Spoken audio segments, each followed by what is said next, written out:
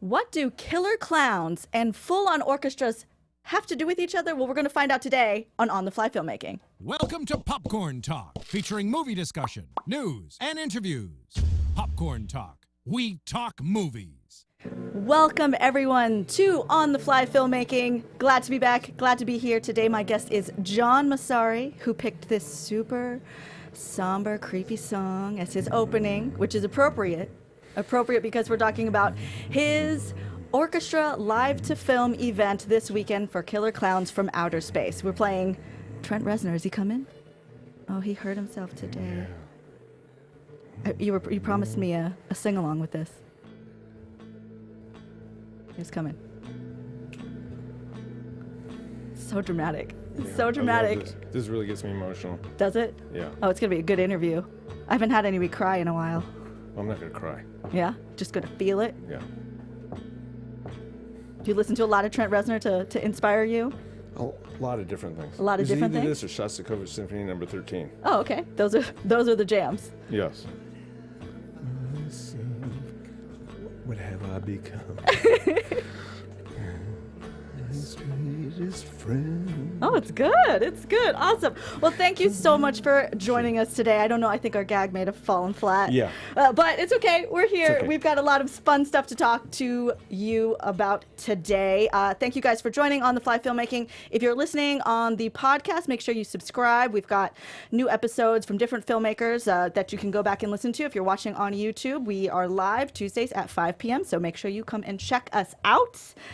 So this weekend, you have a live-to-film concert, and this is something that they do a lot in LA. I don't know if they do it so much in other cities, but being the film city, being Hollywood, Right. where the movies are made, I know we get a lot of these, which I really love. So it's a live-to-film concert at the Montalbán Theater of Killer Clowns in Outer Space, a film that you composed Yes. the music to First in of all, let me 1988. Let me say thank you for having me. You're It welcome. was really sweet being here.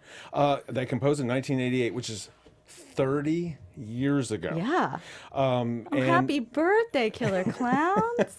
It is. It's a celebration. It's a celebration of just not the film. It's a celebration of the fans and the creativity and outright originality that the film represents. Yeah. And I think that is what's made its staying power over all of these years. Yes. Nothing else in that.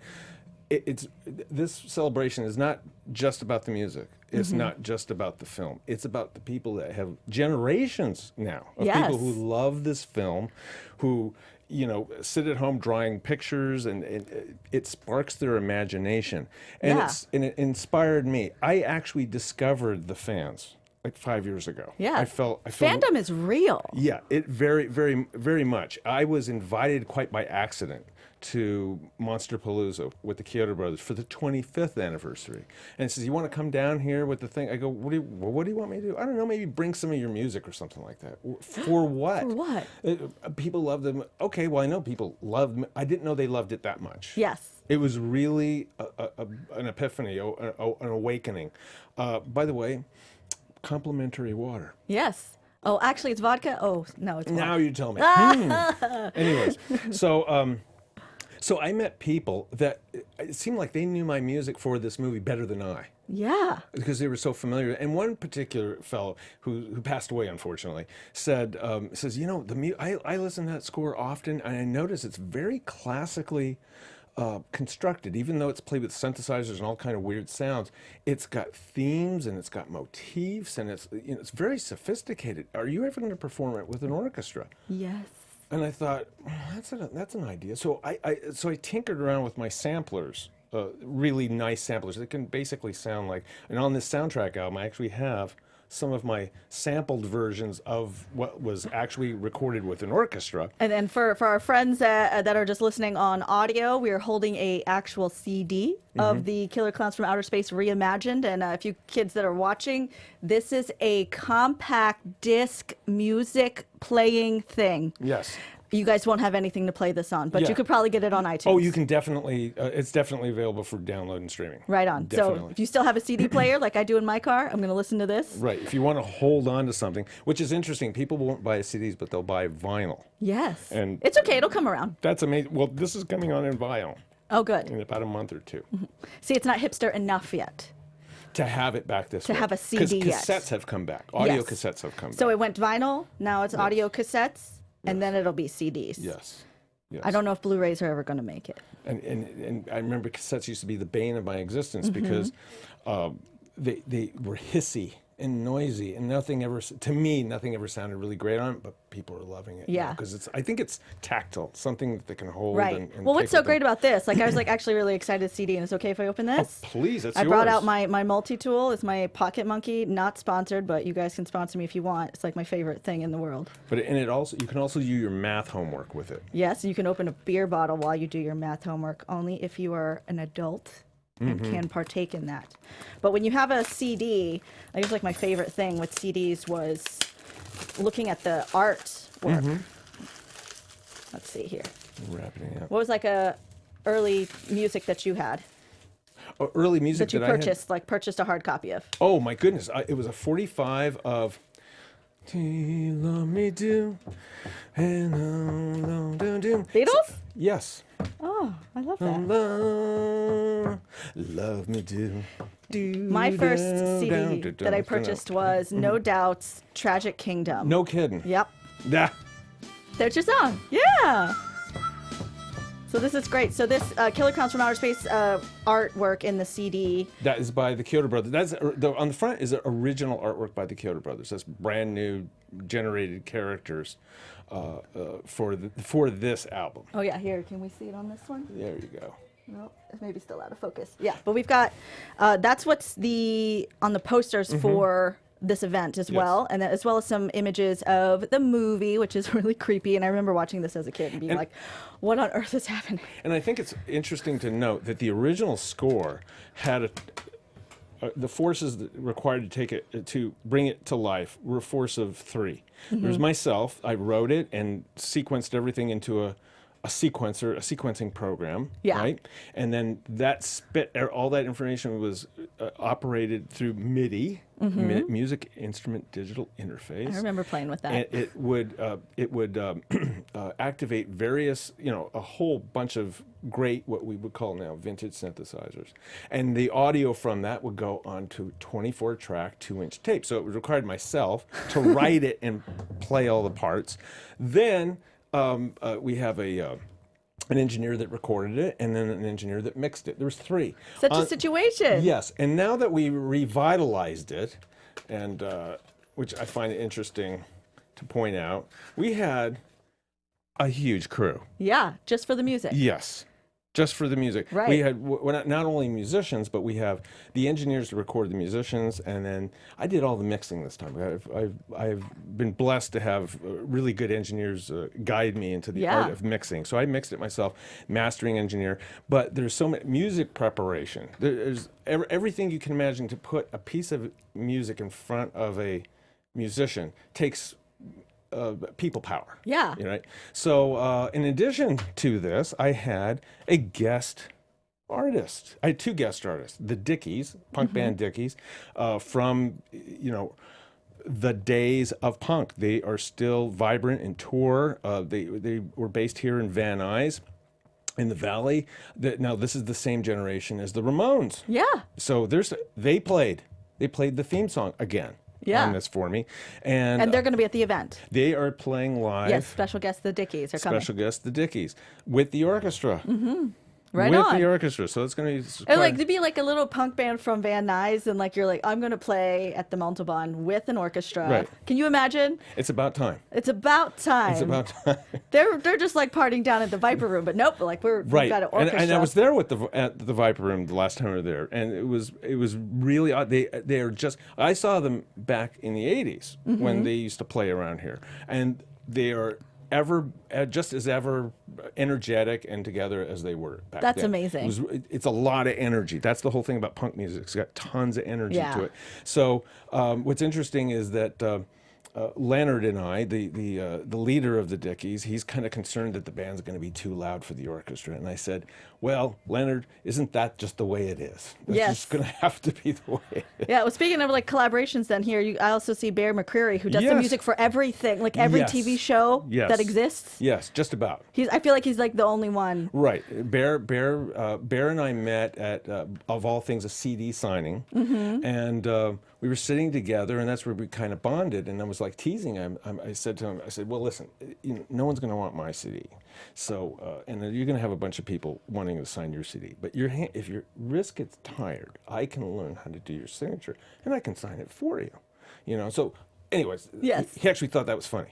I didn't. So I've done that with other composers. They just don't. They look at me with a blank stare. But Bear has a great sense of humor. Yeah. So we both had a ton of people signing. He goes, you're doing pretty good. Oh, thanks. It's not so bad. Yeah. So anyways, we've been pals ever since. And he played accordion and hurdy-gurdy on 2 different What's a songs. hurdy-gurdy? Hurdy-gurdy is kind of, imagine like if you had a violin with a crank.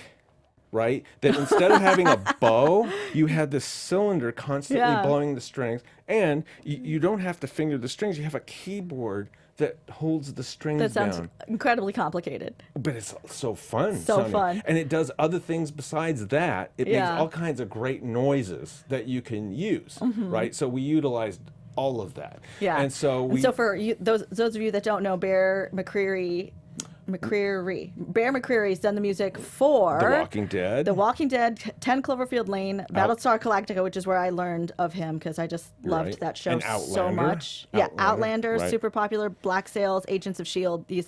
Right. You've heard his music. Yeah, absolutely. So, so when I told Bear, I'm redoing. I sent him an email. Usually, when I get when I get an email, it takes me a while to like process who the hell's emailing because there's like tons of stuff that comes through. I emailed him. I go, Bear, I don't know if you'd be up to play on the next My Killer Klowns album, but if you like to, want to play accordion and Yeah. pretty good, I'd love to have you. And it's like 10 minutes later, he was, yeah, okay. Absolutely. Oh, that's so great. So that was a lot of fun. Cool. Okay, so then talk to me about, let's first talk about initially composing this movie. So you Yes. do, like your career you've done all sorts of different types of music. Like I found that you did The Wonderful World of Disney, which is something like, I hear that and I'm like, I know this song. Right. And we can like have this play in the background a little bit so you guys can recognize what this is. You know what this is. So you do this, you do stuff with like full orchestras, and then the 80s sci-fi movie. Yeah, Yeah. why not? Which is amazing. Like I'm just so fascinated that you did this, Yes. which is like iconic to my childhood, but then this Killer Klowns from Outer Space, which is also iconic to my childhood nightmares. Yes. Yeah. Well, it's a. Let me see. How can I compare it? Okay, a poet, right? Let's take Edgar Allan Poe. He has poetry that's outrightly gory and bloody, and then actually he has poetry that's beautiful and expressive. There's also another author, Ray Bradbury, who writes these god awful, scary things about you. You lose your skeleton and you just become your skeleton leaves your body and you become a blob. It's just like these horrific things. And then he writes a love story about two people that their bond in life is acting like Laurel and Hardy. Yes. It's a man and a woman, and that's what their bond is. And I've seen him read that poetry, and he's sitting there crying in tears. Same thing with a composer. You can, And I love that. You can write if you can write something beautiful, you can write something terrifying. Yes. It's not much of a step because it's part of an emotion. Right. I mean, let me see who said this. He said. The people I studied composition from says you have literally pointing at me. You have to know who you are. If you're going to put music on paper for people to listen to, you want them to spend their time to listen to what you wrote. You've got to be you. You've got to know who you are. You may be in an awful, terrifying mood. You should be able to express that. You have joy in your life. You should be able to express that. And if you can't do that, you cannot be writing music. Period. So, and this is, of course, with a very heavy Hungarian accent. Yes. Actually, excuse me, Bulgarian accent. Gotcha. I studied with Henry Lazaroff. Yeah, so He was this very tough. Disney one, that one it's like a compilation of other Disney songs, and you Yeah. like arranged it in this really Arranged it. iconic way. Yes, exactly. You know, the assignment was to we want to bring people to Disneyland, even though they live thousands of miles away. We want, you know, when they hear that, they know they're walking down Main Street, USA. Yeah. That's all they said. That's all they said.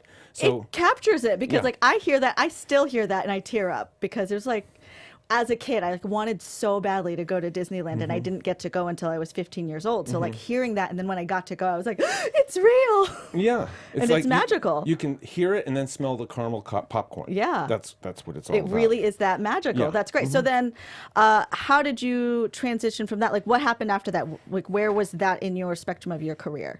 Well, it was that was about 8 months before Killer Clowns from Outer Space. So they're within the same year. I had a feeling that they were like Yeah. in the same time frame. Well, you can imagine. I went to my grandmother, who I absolutely adore. She's one of the most important people in my life. She heard The Wonderful World of Disney. She absolutely cried. She was so wonderful. She said, "This is so beautiful," because she had an Italian. She was from Italy, but she had an Italian Brooklyn accent. She had a very particular accent. And I have recordings of her, because every time I used to walk in the house, Yeah. she wouldn't say hello to, never said hello to me, but she would say, "John, can I make you some macaroni?" Oh my gosh. No one believed me until I found a recording, because one time I went in, I want to record this. So I took a little, a Walkman, a cassette recorder, and I recorded that, and I played it to my kids. I go, "Remember I told you that story?" I go, "Here it is." There it is. Proof. Right. So anyways, I played it for my grandmother. She absolutely teared up. She says, "John, this is so beautiful. Oh my goodness, it's so It is beautiful." beautiful. So 8 months later, I bring her Killer Clowns from Outer Space, and she said the same thing. "This is so beautiful. What is this from?" Because there's a scene where the kids go in the forest, and it's like they see the magical, what I thought was a magical spaceship, and so the music is like, you know, I thought, oh, this is the princess castle hidden in the forest. You know, Yeah. that's the music. That's where the motivation of the music comes for that little spot, right? And my mother goes, "I love it. What's this called?" "Oh, it's a movie, Grandma." "Oh, what's it called?" "Killer Clowns from Outer Space." I go, "That's terrible. Why would you do that?" And So how did you get involved in that project? well, it's a phone call. Okay. You know, you were saying, how do you change from this to that? Here's how it changes. A phone call comes in. Yes. Someone that you know, with anything in life, someone has a task that has to be done to a part of a bigger picture, right? And they call upon certain people. So a friend of mine that I worked with, he was in Washington, D.C. at the time. His name is Eric Young.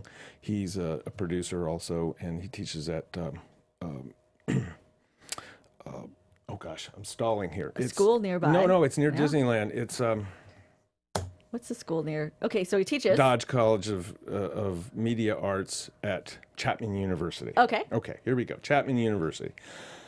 So he said, you know, I know some guys. I used to work with them in D.C. They're in L.A. now, and they're doing some movie. You probably don't want to do it, but I told them they're looking for people. They want someone new, because the people that they're being given, they're not liking.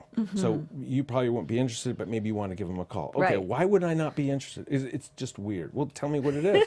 I think it's called Clowns from Outer Space. And I go, well, where's the phone number? Yeah. And he didn't have the title. So I finally called, I called Stephen Chiodo, and I had to audition. And there was several people that auditioned for the movie, and I picked a scene that kind of like went through all the changes, took the viewer. It kind of establishes the movie, sets the tone for the movie. Yeah. You meet our main characters. You meet Killer Clowns. They chase them. You realize that this clown ship is actually trans-dimensional. It's like infinitely huge inside, even though it seems small Yes. on the outside. And so, you know, they escape, and then they march onto the town. So I got score proper chase that can do all kinds of crazy things up and down, in and out, kind of like that Wonderful World of Disney thing, making musical changes on a dime, and then boom, my main theme, the Killer Clown March, as they march into town and take it over. Yeah. So I was going to sing it, but you know, I don't want to. You don't want to sing it? Maybe Sure. Marissa can find it. Killer Sure. Clown March. Sure, It's got to be on the internet. It's the whatever cut on here. I think it's like 7 or 8, but it's like dum bum bum bum bum bum bum da da do da do da bum bum do da dun dun dun dun dun. That's it. That's the one. She found it. That's the classic one, which Thanks, is fine. Marissa. Which is kind of like inspired by the Beastie Boys. Yeah. Because I was listening. You've got to fight for your right to party. Yep. Was around this time. Yep.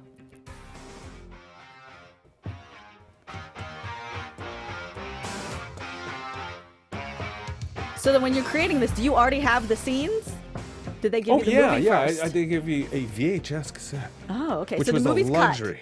Huh? The movie movie's was finished. entirely cut. And they're Chris like, Roth "Here." cut it, and when I saw it without any music or anything, the first cut of it, it was absolutely terrifying. And Yeah. Especially watch it without any music. the picture editor I'll take that. the picture editor that the Chiodo Brothers worked with, Chris Roth, did an excellent job of taking all these events and putting them together where they were interesting, where even without music, the movie worked really well. Yeah. So I thought the timing's already there, because when a movie has its own internal timing, with the cutting, with the story, with the concept and everything like that, it's it's a joy to be able to write music to that, because it's giving you a cadence. The film's giving you a cadence to follow. Which is interesting, because a few of the different composers that we've spoke to already on the show, they only get scenes or little tidbits of things, and then they create themes per character that are utilized. But we've talked to a lot of TV composers, and that happens in gaming too. You get fragments that you work with, and it's almost like working in commercials. I did a lot of work in commercials. For a whole number of years, I did IBM commercials. Yeah. And it's like, you don't really know what the end game is. They say, we need you to just stay within this field and do this. But then what's happening on this side, so you don't need to know that. Yeah. And so then when you only see it like on the Super Bowl or something like that, you see it and you go, oh my goodness! That's what they did with it. That's what I see. It would have been nice to know, but they just don't want that. But in this case, the Chiodo Brothers had a very clear direction for me. They very much appreciated the music of like King Kong, a lot of the classic horror movies that were all big and orchestral. Yeah, and were classically oriented, but they don't want it to sound like an orchestra. Yes. We want our story is different, the way we shot everything is different. We want the music to be different too. So don't even think of having real musicians play. It's got to be coming out of something that no one's ever heard of before. Yeah. So I went through, at the time I had a Yamaha DX7 and an Oberheim OBX, excuse me. And I just sat there for days and days and days coming up with interesting sounds that I like that sound. And that inspires a melody. Vangelis would say that some of his melodies were inspired by the sounds that he created with his synthesizer. So if it had a certain character to it, all of a sudden that inspired him to write something that was very specific to that sound. Now, so I had heard in another interview you did that you have to find your religion. Exactly. Yeah. There's that's always like a neat theory. Yeah, that scene that I picked, I go through the movie, go see it once, and I do this little trick that you can actually do with a MPEG. I watch the movie at high speed, backwards and forwards, like maybe 2 or 3 times. VHS, it used to, an hour and a half movie probably takes you 15, 20 minutes, right? So it's basically a half hour, and somehow, I don't know how it is, but you have to concentrate. It's a very Zen thing. You have to sit there and look at it and not think of something else, not answer the phone. You got to meditate to it. You have to just look at all the events, and you get all the chain of events back and forth, and all of a sudden, I picked my scene of where I wanted to audition. Yes. And that's where I got my religion. I said, in here, I know what to do in here. Yeah, so explain to our listeners, if they haven't heard your other interview, what is this finding your religion? Oh, well, remember I told you the composition teacher told me, he says, if you can't express yourself, why are you writing down music? Like an author isn't just going to write down a bunch of words. Right. They have something to say. So in that scene, I felt the movie is communicating to me. Yeah, and I think this is like super applicable stuff to all of our filmmakers, whether you're a writer, you're a director of photography, you're a director, any of those parts. I think this is applicable. So continue. So I felt, this is where I can speak. This is where I can show the joy. Oh, hey, they found a circus tent in the middle of the forest. Wow. Yeah. It's I don't know where that comet landed, but here's a circus tent. Let's go check this out. Yeah. And then it's weird. And then they go in further, and there's a giant, some kind of weird reactor in the middle that goes down forever and up forever. So I don't think this is a spaceship anymore. Now we're terrified. But there's wonderment in there. Also, see what I mean? There's up and down with the emotions. So then they come out of that and they sneak around and they see cotton candy cocoons. Oh my gosh! Maybe this is where maybe this is Clowns Are Us. This is where they make the cotton candy. They're adult kids. Wouldn't they know that there's a cotton candy factory in their town? But not. No. But no. We're in the 80s. We're in the 80s, and that's not what the script said. The work order says they don't know what the heck it is. So they're in a cotton candy cocoon. And then they realize, oh my God, there's someone in this cotton candy cocoon. That's one of our friends. They make noise. They get chased out. They get shot at by popcorn balloons. There's a chase. And if that isn't bad enough, the clowns come outside and they say, how are we going to chase these humans through the forest? I know what we'll do. We'll fold up a balloon dog, and the balloon dog will sniff them out. What a bizarre movie! Exactly. When you think of the imagination of the series of events. Yes. And well, I know how this happens. It's with the Chiodo Brothers. Yeah. When I've been in creative environments with them when they're all talking at the same time and they're coming up with that, and all of a sudden, bam, they're on a course of what to do.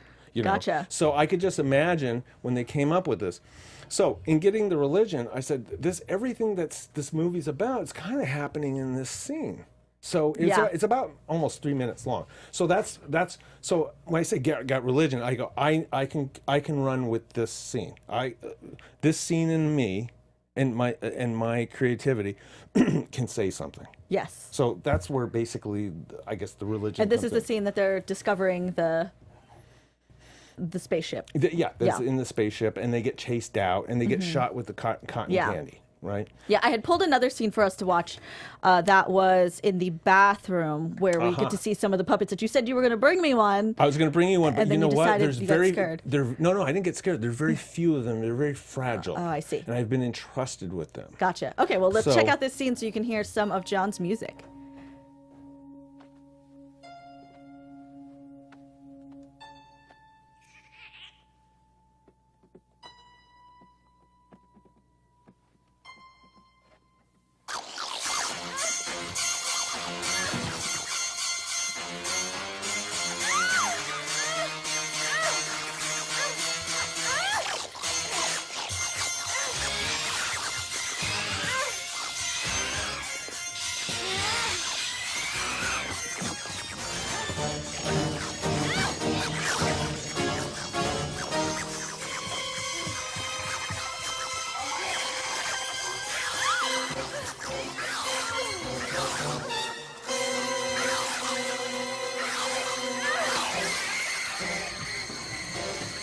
Now we're coming up to a transition scene here.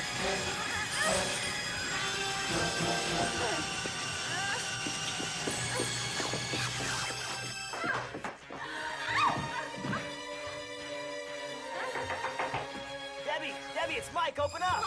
Oh my gosh, Debbie. It's not Debbie. Debbie.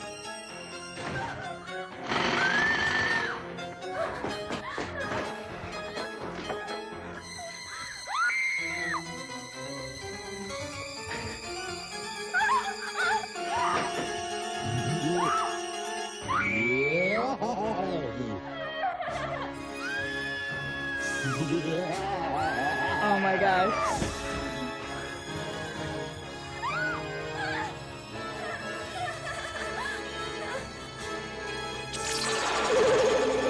All this wonderful 80s sound effects. And it's just a girl suspended in a balloon. Just stuck in a balloon. They're saving her for later. Save it for later. Yes, keep her fresh. Keep her fresh, definitely. Awesome. So what was really fun that you guys didn't get to witness here is that while this clip was playing, John is like, bum, bum, ba-da-da-da. It was amazing. It was like, this is where the show is, and this is why you should definitely check out the Live to Film concert this weekend if you guys are in LA. Is it going to be live streaming anywhere? You know what? There are going to be people with their cell phones and iPads, and I'm sure someone is Someone going will live to stream do it. something. I legally can't do with the union. I am allowed to shoot it professionally. Okay. And after it's all edited together, I have a license from MGM. Okay. Metro Goldwyn Mayer has given me a license to perform this concert. Not to show the film, but to do this concert. It comes with all kinds of All sorts of restriction. hoopty-too. However, they were nice enough. I said, can you please allow me to shoot it?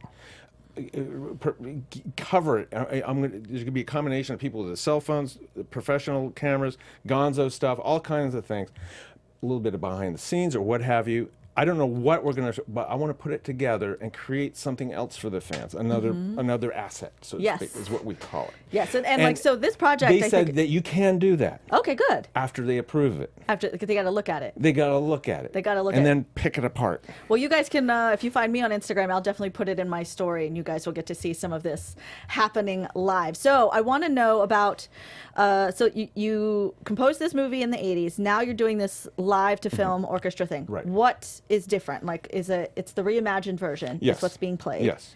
How is it different? Well, like I said before, the music itself is very classical, and if you can see here, Yeah, which is awesome. You brought this like concert prep. It's like all of your sheet music. This is a portion of it, and the music is being played by an orchestra, and it's so interesting because the second keyboard player called me and says, "Do you want to give me all those great patches used in the 80s?" I go, "Of course not. Why?" Yeah. Well, aren't we going to? No, we're not recreating the synthesizer score. We're playing it with an orchestra. The only thing you're going to be playing is what's the other keyboard in this that's very important is like a big demonic calliope, which is basically a combination of a cathedral organ and a gnarly Hammond B3 rock organ, right? So that's what he's going to be playing primarily. And so every once in a while he'll play like a voice sample or something like that. But all the sounds that were played with synthesizers are now played. See with all the notes here? Yeah. They're all played with here's the woodwinds, here's the brass, How here's many the pieces percussion. in your orchestra? This particular orchestra is going to be a chamber orchestra. It's like 35 people. Okay. We did do a version with a very large orchestra at Warner Brothers a couple of years ago, just to like proof of concept. Here it is, bam. Yeah. And that was a lot of fun. We did one piece of music Right. for that. But again, what is this about? This is not, believe it or not, it's not about the music. It's about the fans Right. that have inspired this movie and kept it alive for 30 years. Right. So you said that you just now mentioned you did a piece live, proof of concept for this is like one step towards a much bigger Right. plan Right. with this. So you said in the past 5 years you've discovered the fandom, and I think with people who are filmmakers, you need to attach to your fandom, especially since with the internet being a thing, people can attach to things. Right. And they find a community in the things that they like. Yes. So even something like Killer Klowns from Outer Space, people will band together. Right. They create their fan art. They dress up like cons, like a cosplay is yeah. huge. I was at the theater in front of that big mural that the Chiodo Brothers created. Yeah, you have it. It's in the secret box. Right, it's in the secret box, let's but take it's a not look a at secret it. anymore. It's not a secret anymore. I We're gonna was show it. I was there with the Hollywood Ghostbusters. So in keeping with your observation that people, when they find a movie, they create clubs and communities. That's what they did. Let's see. You can see this one here. So you can kind of see it. I'll post a photo of it. Definitely on Instagram, there's tons of pictures. People have been going by taking pictures of it. Right. So but this mural is up in Hollywood. It's about 10 feet by 9 feet.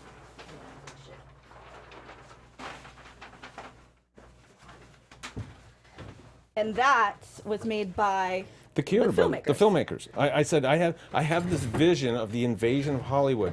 Killer Klowns have landed, at the Montalbán, and I want the orchestra on the roof, and then all of a sudden they went crazy. Okay, the orchestra has been shot with cotton candy, so they're all in Yes. cocoons. Their instruments are on the floor, and they've been captured. I go, perfect. That's It's lovely. wonderful. Yeah. Yeah, cool. So then this is your project. This is your like, you're driving this thing. Right. So you've got you had your little proof of concept one where you did one song. Now you've got this whole live to film orchestra thing. Right. You're saying like you were with the Ghostbusters. Oh yeah, there was like you were saying, there's communities that form. I am a Ghostbuster. No I have a kidding. full Ghostbuster costume. I was. If you look on my Instagram, you'll see me with the whole thing, and I'm holding Yeah. it properly, like I would have, like an actual active weapon. And I was an honorary Ghostbusters for a while, but the Hollywood Ghostbusters, and they do parties, they do charitable work, they go to hospitals and visit people. They have the Yeah. full gear, and they have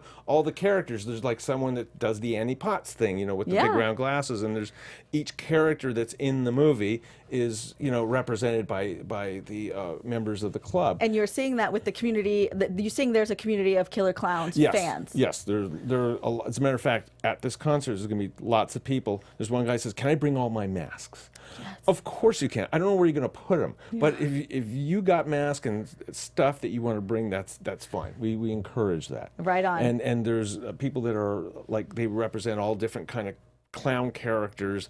I didn't know that all the clowns in my movie had names. There's like Rudy, Shorty, Killer, Osbo, all these, like, I never knew about it, and quite frankly, neither did the Chiodo Brothers. Yeah, but the fandom will break it apart and find the details. And so in their affection, they've named their favorite characters, and in the script it says Clown 1 or the Tall Clown or the Godzilla Clown, So that's a wonderful birth that's happened over the years. So then what is your next step for this? What do you see is the next thing, the next growth of it? Yes. This is a concept of something bigger where we have something like almost like the Renaissance Festival or like the Playboy Jazz Festival, where we combine the music from our favorite genre movies with a festival where people all day during the day can be in costumes. They can buy, sell, trade all their favorite paraphernalia from whatever movie, and during the day there is music played, like in concert, not with picture, and then at night we'll have a beautiful presentation of whatever fill-in-the-blank favorite film that everyone's voted to see that night, played with a band, played with an orchestra, or what have you. I mean, giving a true experience. Yes, and that's You're like one step away from a theme park. Yes, just about, except it moves around. Right. But no, it's like a 3-day event that people look for and come to, kind of like a Grateful Dead concert. Yeah. Where it's like in a large venue, people can relax themselves.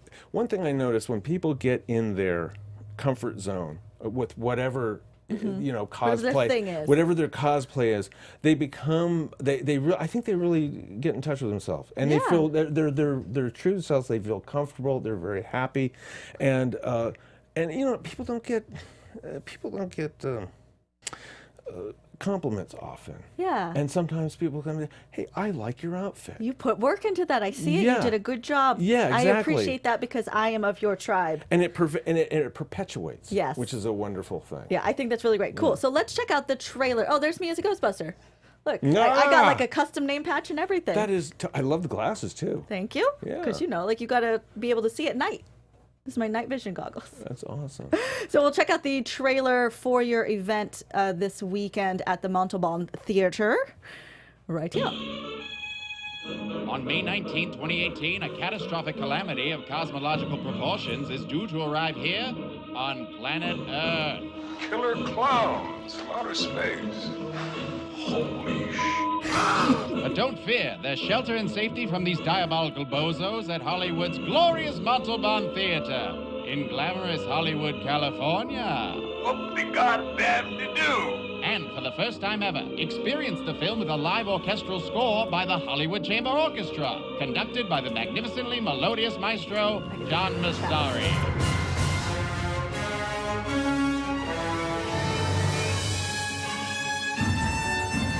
But wait, there's more. How about a special guest appearance by those prestigious punk rock pioneers, the Dickies?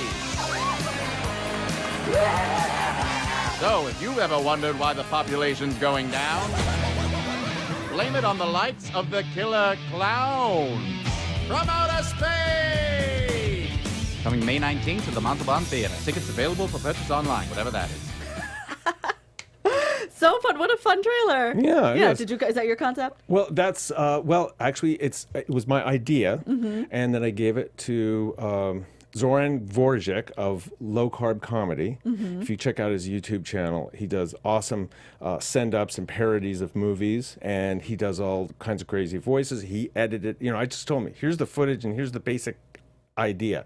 I wanted to make it look like a 1940s newsreel and have it break into modern day, and you're kind of clueless as to what that was his tagline. It says you can buy it online, whatever that is. Yes, because it's so old. He's from the past. Yeah. So I got that. That was so funny. That was Zoran's entire. He wrote the script and everything. Awesome. So are there still tickets available?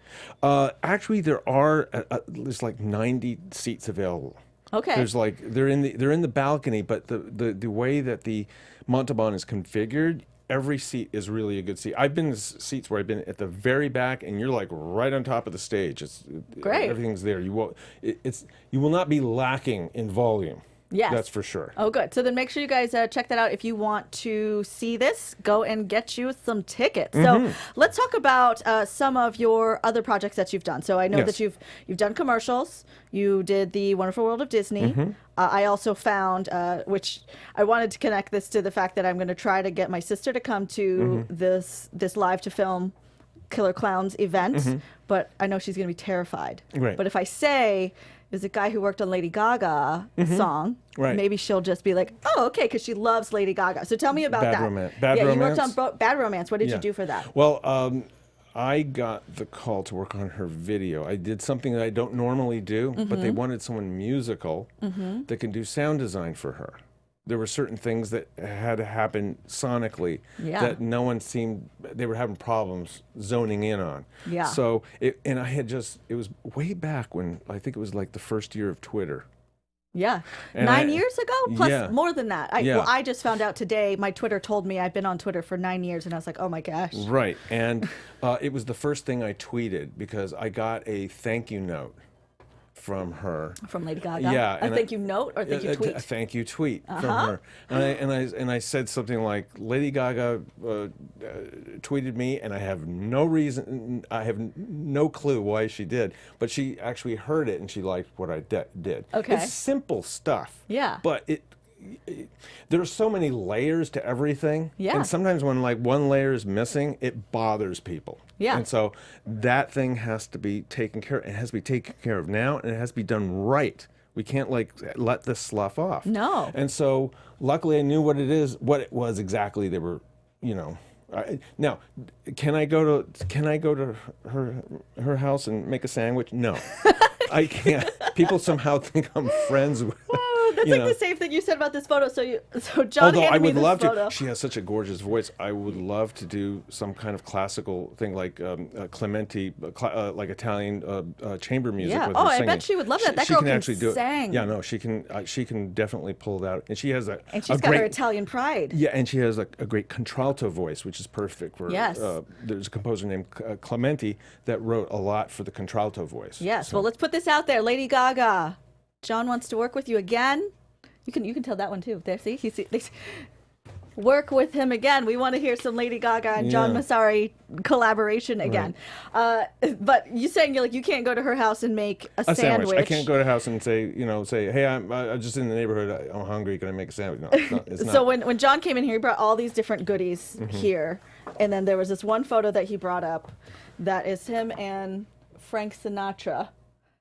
He's like, well, I can't go and make spaghetti. I'm not going to go out and get spaghetti with him. Right. But so give us a quick overview of what happened here. Well, at UCLA, he financed a music awards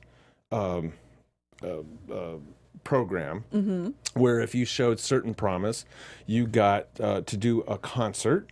There was for composer, there was for male and female vocalist, male and female instrumentalist. So there's like 5 or 6 awards that you would get. And I got the one for composing. Nice. So I got, they give you some cash money and you get to hang out with Frank Sinatra. You get to hang out with his people for the part of the evening, and you get a photo. And part of that deal is you were not only supposed to get a photo with Frank Sinatra, but you were supposed to get a photo by yourself that would be your headshot. And I never got my headshot. Because I went on last, and my Italian used to be a little better than it was now, and Frank and I were speaking Italian a little bit. It was a lot of fun, and he wanted to know if I wanted an autograph, and I said, no, I want one for my sister. So he thought that was really nice. And the media, I think it was Variety and Hollywood Reporter, were constantly barking questions at him. So it's like, I just figured I'll just stay here, and they snapped. This is like one of like 40 pictures. Yeah. And this is the one that I like the best. Yes. Because he looks good in all 40 pictures, and I look good in only this one. Right. No, because it's Frank Sinatra, but here we go. That's He a, just that's knows a how to Frank work that Sinatra approved. Yes, he knows Composer he here. knows how to work that camera. Yeah. Very, and if you're not familiar with Frank Sinatra's music, ton of it's on YouTube. Ton of rehearsal sessions. During recording sessions, and it's amazing for anyone who's really serious in recording music in the studio live. Watch these rehearsals and recording sessions, and you just see like the best people of their day playing. Still to this day, it holds up. The way they work it out, the way they get back in the groove, the way they. Hold on, I need to take that. We need to do that over again. I got a car stuck in my throat. That kind of thing. It's really amazing. I had that experience with Frank Zappa. I got to hang out with him for an entire 12 hours during an editing session of one of his videos, and I really got when you see someone, it's like being on the field of a baseball. You play Little League baseball, and then you sit on third baseline and watch professionals play, and it's like a different world. Yeah. So you see, okay, I get it. I get where there's a level of commitment and competence that it's way above what you would expect. Yes, and this is something that I suggest to our filmmakers all the time when we have like aspiring filmmakers or young filmmakers who are like, what do I do? What do I do? I suggest going and being an extra and watching what people do. I did that for like 2 years straight. And, I came to LA wanting to be an actress, and then I was like, no, I want to learn more about how everything works. And I would go on set, and I was like, what is this thing? And they're like, most people were really kind because I knew when to stay out of the way. But like if it was kind of a downtime, I could kind of wander over and be like very kindly, like, sorry to bother you. What is this? Right. And then they're like happy to tell me, because when is some girl who's dressed like a college kid or a high school kid tell me about this. Right. They're just like, where's my voucher? Well, see, for me, I love that because I grew up when I would go into a music store and I saw a vibraphone, and I thought it was something that came from heaven, and I just wanted to make a sound with it. Get away from that thing. That cost $1,800. Where me, someone blinks. Oh, you want to try this? Here, let me set it up for you. So much fun. Have your time at it.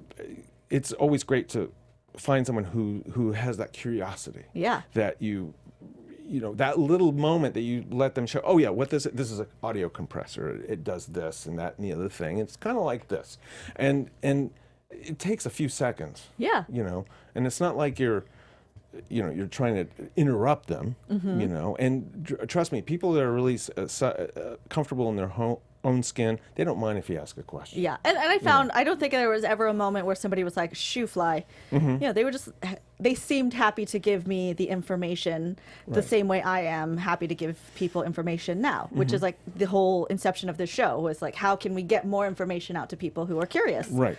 Yeah, so it's good. Right. So on that note, can you tell me any advice that you have for creatives out there, whether they want to be composers or they're in other art forms? What can they do outside of observing people and watching a lot of things that they're interested in, watching a lot of films, listening to a lot of music? What kind of advice do you have?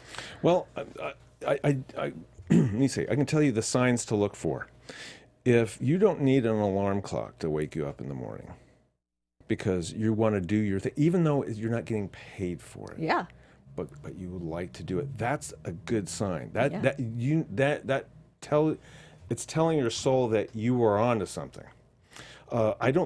Rarely have I put an alarm clock. When I was at UCLA, I remember I had to study for an anthropology test, and I set up 4 different alarm clocks, electric alarm clocks. They all went off at the same time, and I would have to go to different parts of my dorm room to turn them off. I figured by then I'll wake up, right? Well, what I did is I must have woken up and just pulled the cord that had all the the alarm clocks on and went to sleep. So definitely anthropology was not my thing, Yes. right? But when I had to get ready for a performance, a recital, or I had a great musical idea that I knew I was gonna like work on, I would get myself up. So that's one thing that that's gonna give you. That's like the that's a sign that you're on the right thing. Yeah. On the right thing, that you are that inspired. I would say success leaves clues. This is an old saying. Ooh, okay, this is juicy. Okay, success leaves clues. There's a reason. Anyone that you admire what they do, there's a reason why that particular person was successful. There are things. So it behooves you to know as much about that person as possible. Like, where did they come from? Like, why did they start doing it? What was their first project? What was their first failure? What was their first, are they still doing the same thing? How is it different than the past? And trying to copy it is really tough, but you do pick up something from it. It's like I learned about Frank Sinatra, his history. Like Frank Zappa, I very much admire him not just as a composer, but as a person. The way he is, the way his convictions and his seriousness about what he does, and you learn, like I said, success leaves clues. You can't imitate them. Well, I'm going to go to the same high school Frank Zappa went to. That's first off. That's not going to do it. Right. No, but you will discover from learning about biographies. There's tons of biographies about everyone.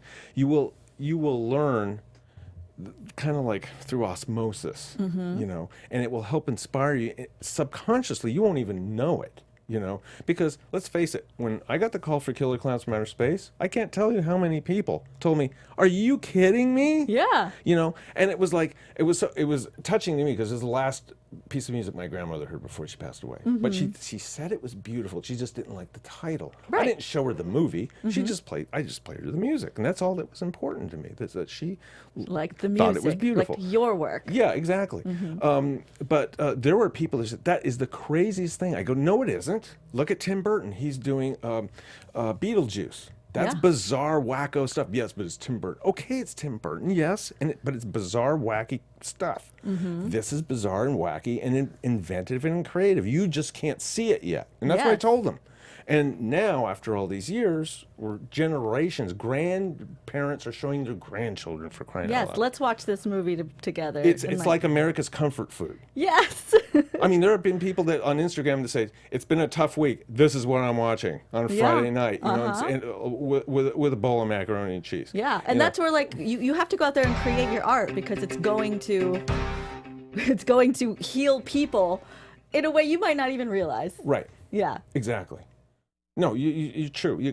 Because if you really put yourself into something, it's going to communicate to people in a certain way. The Chiodo Brothers can tell you basically the same thing. They've had influences in their lives. There were people that they admired, and they knew as three brothers knew together wanted to do one thing. That's very rare too. That's rare. Three Yeah. people are like collectively and Yeah. they're brothers. Yes. Let's do this. And I'm sure they have their dynamics. Yeah. And God bless them. But when they work together and they come up with an idea, they know that they're going to come up to a consensus, and they're going to have a result of whatever that. In this case, it's Killer Klowns from Outer Space. How fantastic. And I think that's awesome advice.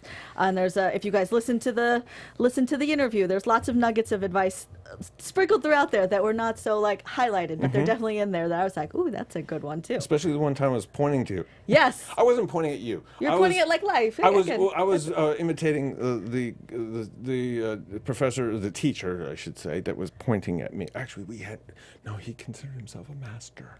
Oh. Being your master is what he said, because it's like, not master is like you're my slave, but he is a master composer, and there's the master and the pupil kind of thing. It was almost like It's like an apprentice life. Exactly. Yeah. He was like this master swordsman, and I'm learning to be a great swordsman Yes. also, because he was very, very old school. Yeah. I mean, he used to get commissions to actually write a cello concerto for Yes. the Boston Symphony or something like that. So, which, you know, it's kind of rare these days. So. Yeah. All right. So find yourself a master.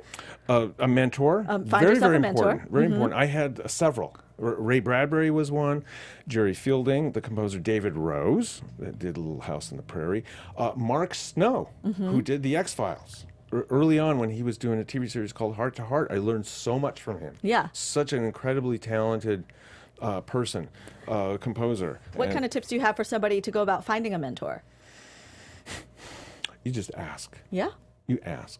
And, you know, you don't ask in the form of a job. You know, it's like, for me, there are composers that I mentor, and some of them I've discovered by accident, and I said, I like what you're doing. Would you like to help me on something? And I give them, you know, little by little trust. And you have to build trust with the person that you're being mentored by. And but it's ask. It's as simple as asking. And don't be afraid to ask. But you wanna get to yourself to a level of competence where, you know, when you show someone, they're gonna go, oh yeah, okay, I see what you're doing. I see, you know what I'm saying? That's what happened to me. Because I got to a certain point that the one of the people I was studying from says, you're at a point that you can get a phone call returned by one of these guys. Yeah. So that takes some time. So you have to like work on what you do. You have to be as good as you possibly think you can. And there's always something new that you can learn. Yeah. To this day, I'm learning, and everyone. John Williams, the Dean of American Film Music, a master composer, still says, I'm still learning something every day. Definitely. You're always learning. Awesome. Really fantastic advice and fantastic interview. You guys make sure you check out Killer Klowns from Outer Space this weekend at the Montalbán Theater. We got screens everywhere with all of them. Top 3 points that I got from you today, John, was work on your stuff, get better, always get better. Seek out a mentor and try something that other people think is wacky. Because 30 years later... That you love to do. That you loved. Yeah. Yeah, like do things that speak to you. Right. Why not try them out? Right. Awesome. All right, where can people find you on social media? Well, basically, all you have to do is Google John Massari, John, M like Michael, Assari, and all kinds of information will unfold in front of you. There's Twitter, there's Facebook, there's Instagram. All of it. Yeah. Perfect. And that's like basically my outro is I'm Marielou Mandl. You can find me all over the internet at Marielou Mandl. And we'll see you next time on the Fly Filmmaking. Thank you so much. From producers Maria Menounos, Kevin Undergaro, Phil Svitek, and the entire Popcorn Talk Network, we would like to thank you for tuning in. For questions or comments, be sure to visit popcorntalk.com. I'm Sir Richard Wentworth, and this has been a presentation of the Popcorn Talk Network. The views expressed herein are those of the hosts only and do not necessarily reflect the views of the Popcorn Talk Network or its owners or principals.